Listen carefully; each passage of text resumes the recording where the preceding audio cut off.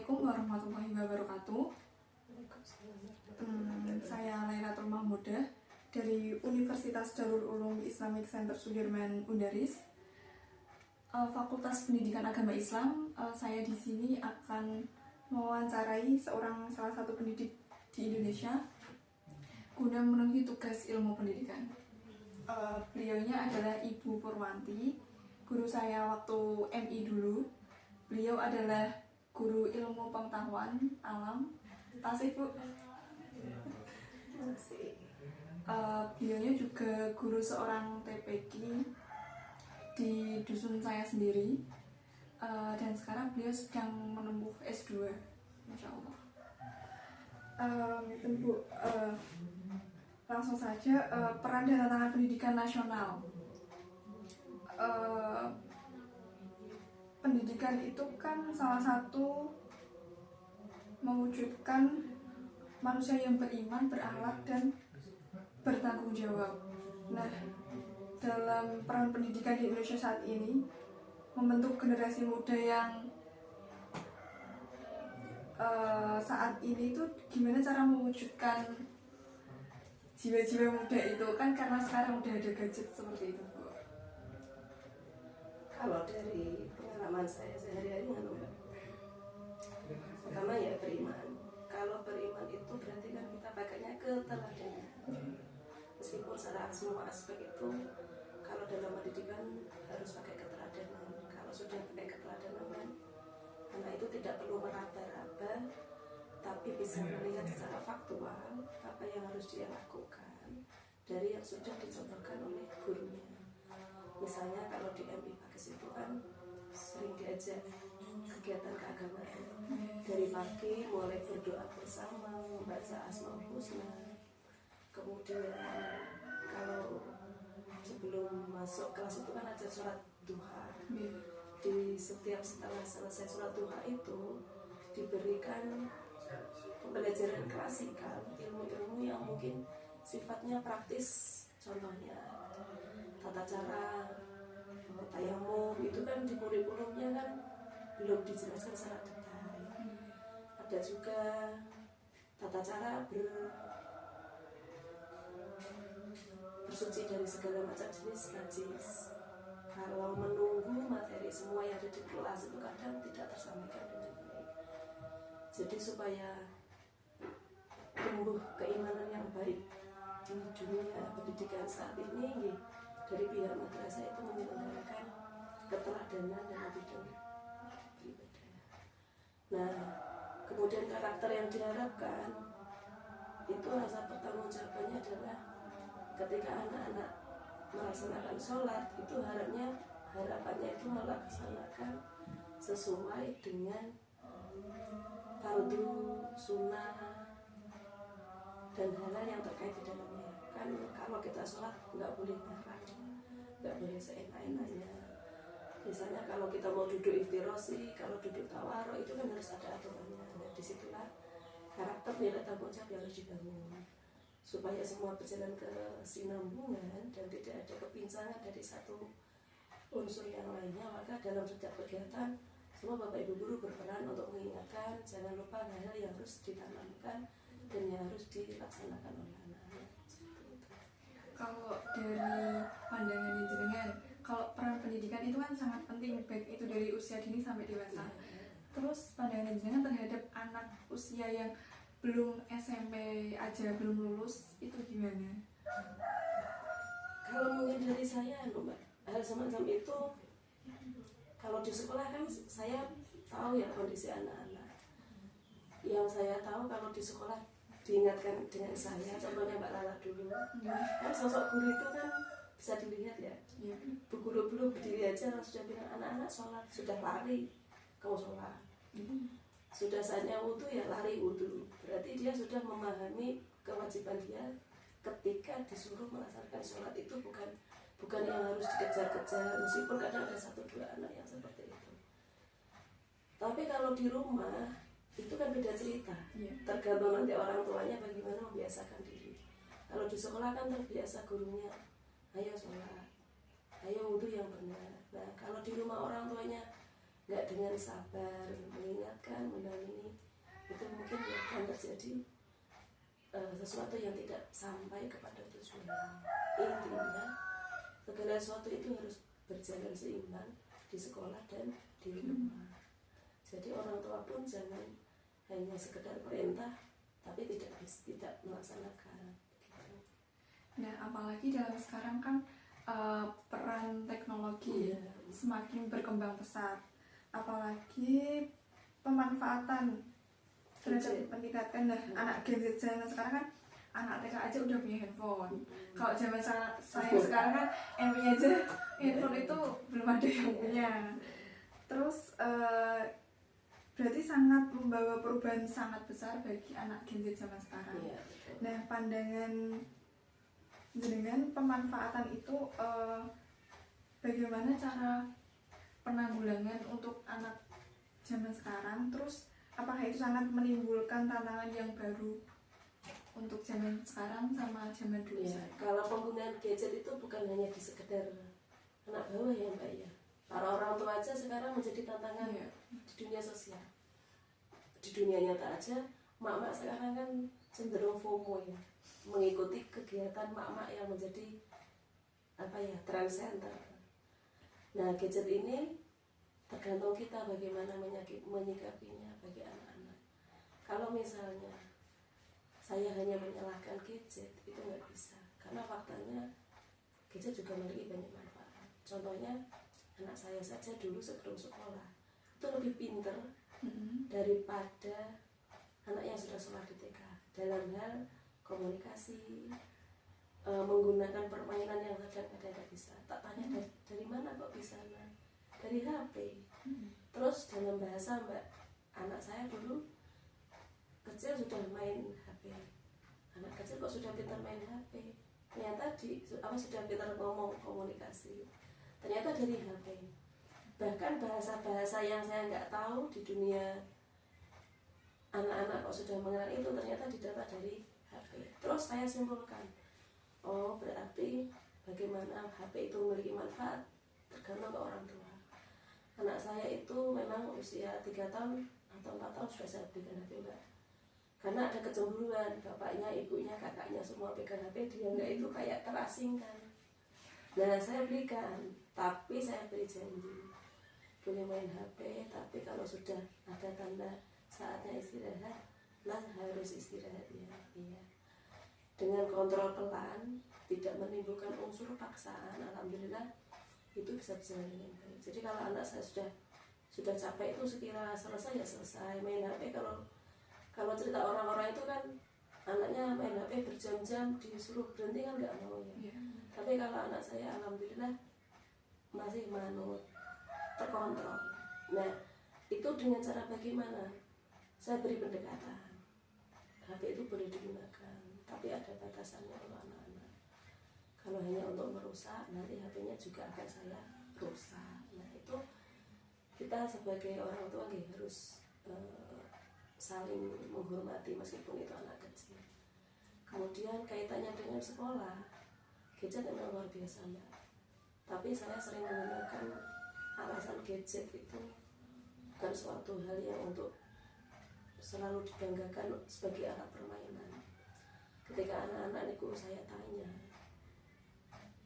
tentang gadget lah misalnya, dia kan ahli dalam game ya, tapi kan dalam hal unsur yang lain kan pasti belum bisa. Itulah saatnya saya menggunakannya untuk jebakan. Ternyata kamu nggak pandai itu, jangan bangga bisa bermain HP game berjam-jam. Faktanya guru tanya gitu aja kamu nggak bisa. Nah itu nanti dia malu.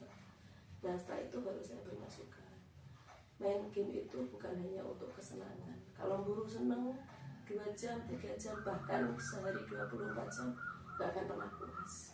Tapi kita gunakan HP dengan bijak. Ilmumu akan bertambah jika HP yang kamu gunakan itu memang untuk menambah ilmu. Kalau hanya untuk menambah kesenangan, kamu yang akan rugi. Nah itu. Jadi pengaruhnya memang luar biasa. Bukan hanya untuk di kalangan dunia pendidikan, di masyarakat juga sama. Nah untuk fenomena yang buruk dalam skop yang luas mungkin kita tidak bisa mengendalikan, Tapi setidaknya untuk anak-anak didik kita bisa meminimalisir keraguan atau kekhawatiran yang diterima oleh orang tua. Jadi kalau di grup itu sering saya ingatkan saatnya apa yang harus disiapkan untuk kegiatan besok, apa yang harus disiapkan, jangan hanya bermain HP. Nah itu nanti orang tua kan sedikit banyak kan, oh ini sudah dikontrol oleh gurunya.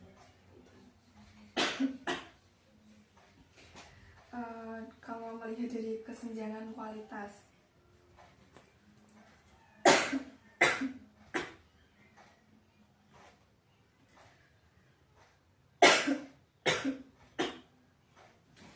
antara sekolahan di desa sama di kota itu kan mungkin terlihat sangat jelas ya Bu, seperti kayak di sekitaran kita sama di daerah Salatiga.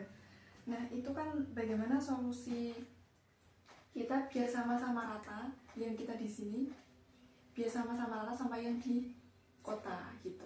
Dalam hal apanya Mbak? Dalam hal mungkin gimana ya, dalam hal mungkin dari aksesnya, mungkin dari kota kan itu kan mungkin fasilitasnya mungkin lebih lengkap, Akses menuju ke sekolah atau akses pembelajaran. akses pembelajarannya. Contoh akses. Contohnya mungkin dari kualitas anak didiknya. Kan biasanya kan dari anak kota ke anak desa itu kan beda. Pas kita pandang dari apanya ya Bu, Namanya kita ngelihatnya kan rasanya kayaknya anak kota tuh terlihat lebih wow gitu. wow gitu loh. Bagaimana biar itu tuh bisa kelihatan sama aja tapi dengan kualitas yang sama. Kalau jenengan perhatikan teman-teman kita apakah begitu? Kalau di MI sih mungkin Enggak. kalau di MI sini biasa aja gitu. Dulu saya pernah gini, saya tuh pengen banget sekolah di Salatiga. Oh, Saya dulu kekeh banget seperti itu Bu, pas ketika SMA, tapi tetap nggak boleh sama orang tua karena mungkin dari jauh dari orang tua, mungkin nggak boleh. Oke. Bagaimana biar rasa itu tuh hilang di Kalau anak zaman di sekarang. ya mungkin Mbak Nggih. Kalau dulu saya nggak tahu mungkin hal itu ya. Tapi kalau di MI Pakis, insya Allah itu tidak begitu mencolok ya. Karena standarisasi saya sebagai guru kelas 6 itu anak-anak lulus MI Pakis itu harus bisa diterima di sekolah luar kota yang diimpikan. Nah faktanya insya Allah mereka semuanya kan diterima. Nah hanya saingan kota Salatiga itu pasti kan kecil Mbak. Iya, Jadi itu bukan saingan dong. Nah, kalau standarnya MI Pakis itu kamu bisa sekolah di luar kota. Nah kalau kamu diterima berarti itu kan standar pendidikan MI Pakis, bukan sekolah yang seperti dibayangkan gitu ya. Faktanya juga banyak kok di MI Pakis ini yang setiap tahunnya sekolah di luar kota, banyak yang ke Jogja, Solo, Kudus, Magelang, Semarang. Nah faktanya kan mereka juga diterima, apalagi kalau hanya ke Salatiga, insya Allah sangat mudah. Nah standar yang diberikan apa? Saya dulu mengadopsi dari pendidikan yang ada di Kudus Mbak.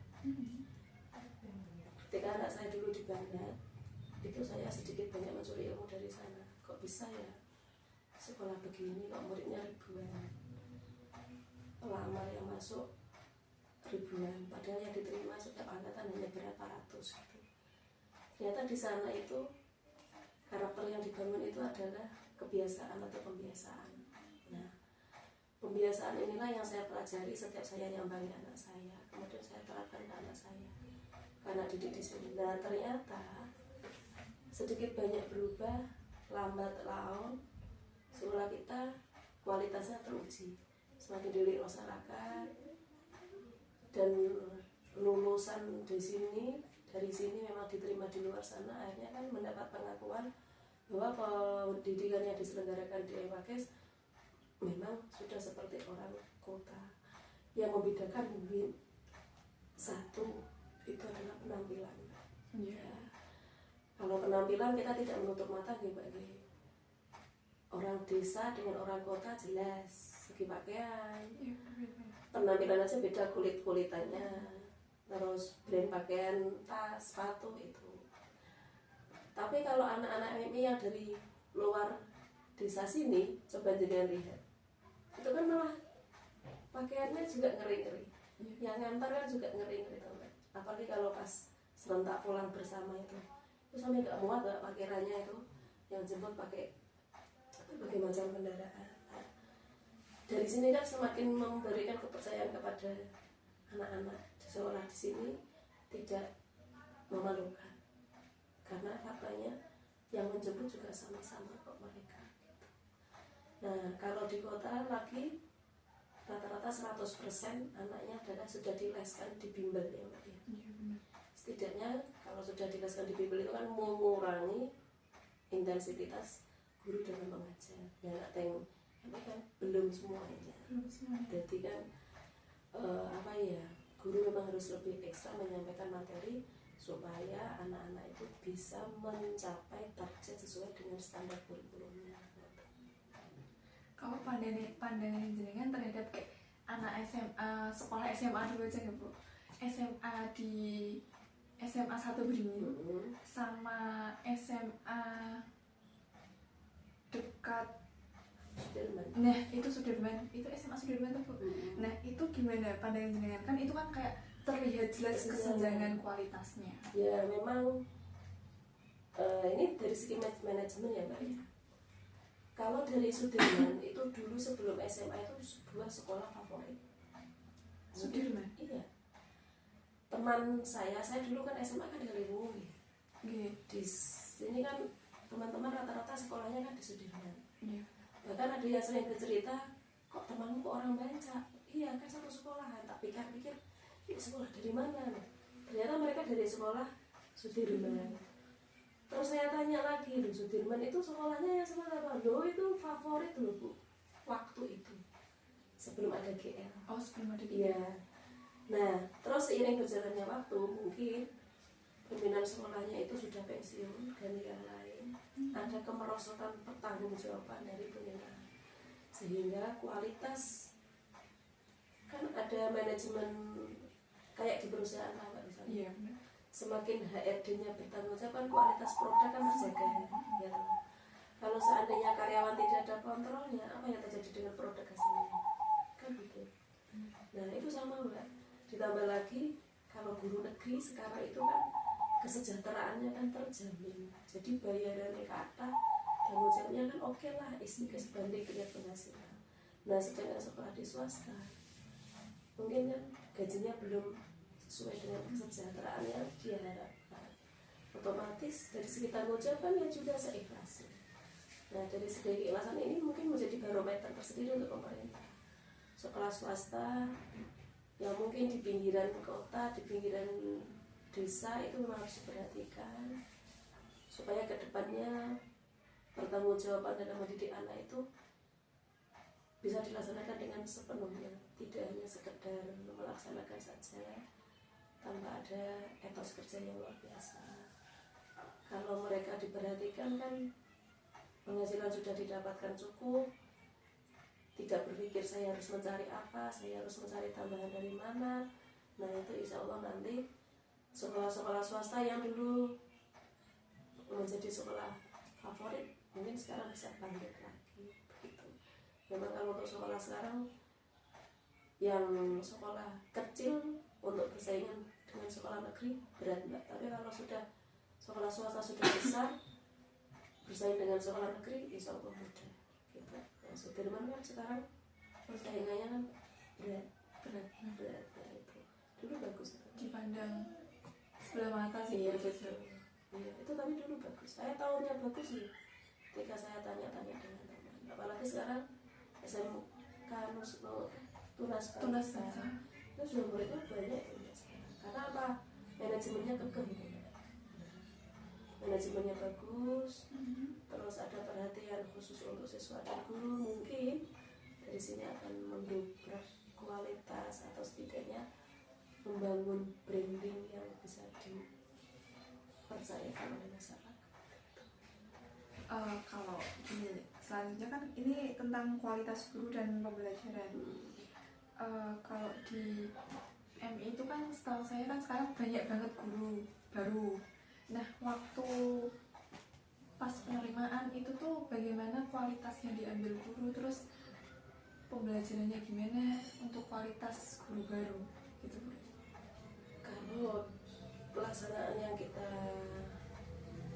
gunakan ketika rekrut guru kan ada tes ya. Tes yang pertama itu adalah melengkapi tes pedagogik keilmuan. Kemudian yang kedua itu TI atau kalau sekarang kan zamannya TI ya Mbak ya. Nah itu kan sedikit banyak kita harus mengetahui kemampuan mereka karena dalam pendidikan sekarang kan segala sesuatunya kan berkaitan dengan aplikasi dan akses internet. Nah itu supaya tidak terjadi kepincangan dalam melaksanakan tugas harus tahu itu. Kemudian nanti ada tes lagi wawancara. Nah wawancara itu nanti akan diberikan pertanyaan-pertanyaan yang menunjukkan sikap bekerja dan mana. Dari situ nanti akan terlihat sikapnya, kepribadiannya. Jika dia dihadapkan terhadap suatu permasalahan atau tanggung jawab yang dia hadapi itu bagaimana dia cara menanganinya. Nah, dari nilai-nilai itu nanti kemudian diakumulasi, kemudian diambil nilai yang terbaik.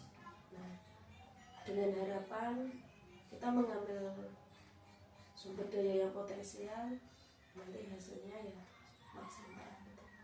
Meskipun tidak menutup mata ya Mbak, generasi Gen Z emang kepekaan sosialnya emang sangat berkurang, sudah terkikis.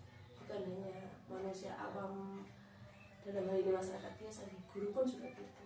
Jadi sekarang itu apa ya, kepekaan guru itu juga sulit.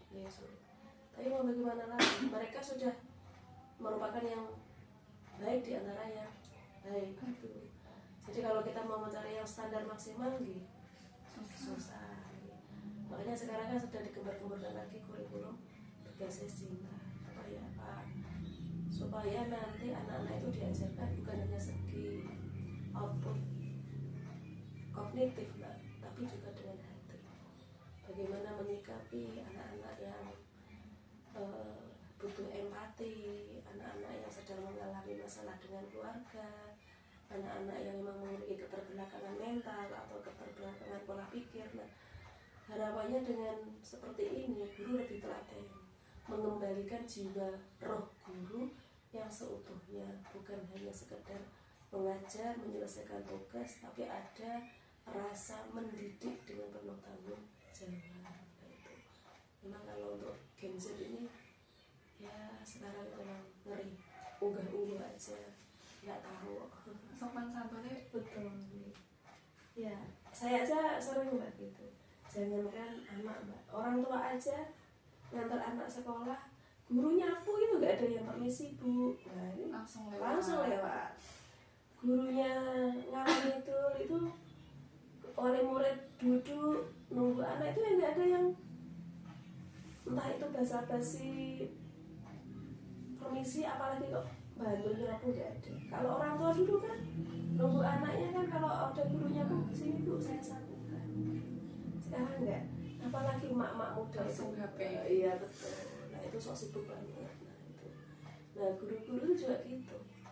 Guru yang lain kalau sibuk itu, kalau itu bukan tanggung jawabnya ya seolah-olah nggak mau tahu. Nah ini besok kalau Mbak Lala jadi guru, pekaan itu tidak harus dihitung dengan nominal yang jelas. Karena kalau menghitung bayaran semuanya kita yang stres. Tapi kalau kita bekerjanya dengan hati, ya insya Allah nanti Allah membayarnya, entah itu dengan uang atau dengan yang lainnya.